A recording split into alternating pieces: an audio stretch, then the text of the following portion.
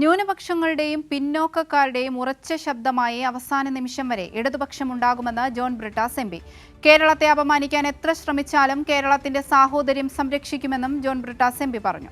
കേരള മുസ്ലിം ജമാഅത്ത് കേരള യാത്ര കോഴിക്കോട് ഉദ്ഘാടനം ചെയ്യുകയായിരുന്നു അദ്ദേഹം.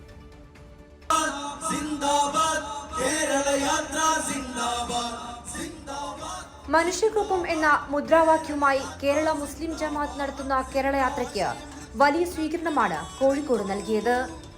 രാജ്യം കടുത്ത വെല്ലുവിളികളിലൂടെ കടന്നുപോകുന്ന സാഹചര്യത്തിൽ കേരളം നൽകിയ ദിശാബോധമാണ് പാർലമെന്റിൽ ശബ്ദിക്കാൻ പ്രചോദനമാകുന്നത് എന്ന് കേരള യാത്ര ഉദ്ഘാടനം ചെയ്തുകൊണ്ട് ജോൺ ബ്രിട്ടാസ് എം പി പറഞ്ഞു. അത് പറയാൻ ധൈര്യം കാണിക്കുന്നത് മനുഷ്യർക്കൊപ്പം നടക്കുന്ന ഇത്തരത്തിലുള്ള ആത്മീയ നേതാക്കളാണെന്നും ജോൺ ബ്രിട്ടാസ് എം പി ചൂണ്ടിക്കാട്ടി. ന്യൂനപക്ഷങ്ങളുടെയും പിന്നോക്കക്കാരുടെയും ഉറച്ച ശബ്ദമായി അവസാന നിമിഷം വരെ ഇടതുപക്ഷം ഉണ്ടാകുമെന്നും നെഞ്ചോട് ചേർത്ത് പിടിക്കുന്ന ദൗത്യങ്ങളിൽ ഒന്നാണതെന്നും ജോൺ ബ്രിട്ടാസ് എം പി പറഞ്ഞു. ന്യൂനപക്ഷങ്ങളുടെയും പിന്നോക്കക്കാരുടെയും ദളിതരുടെയും പീഡിപ്പിക്കപ്പെടുന്നവരുടെയും ഉറച്ച ശബ്ദമായി അവസാന ശ്വാസം വരെ ഞങ്ങളെ പോലുള്ളവർ അവിടെ ഉണ്ടാകുമെന്നുള്ള ഒരു ഉറപ്പ് ഈ മുതലക്കുളത്തെ ഈ ജനാവലിക്ക് ഞാൻ നൽകുകയാണ്.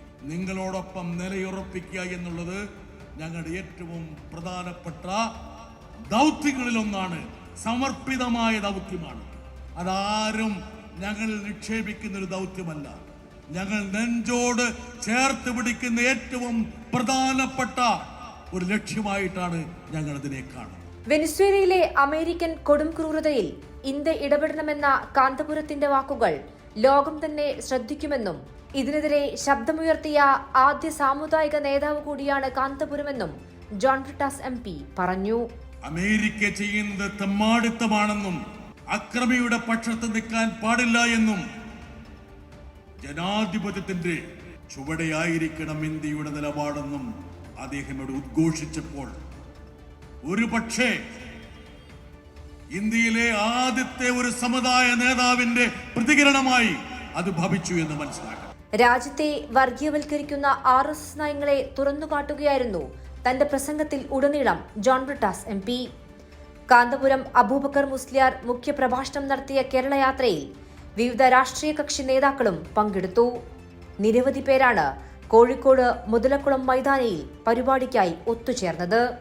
കൈരളി ന്യൂസ്, കോഴിക്കോട്.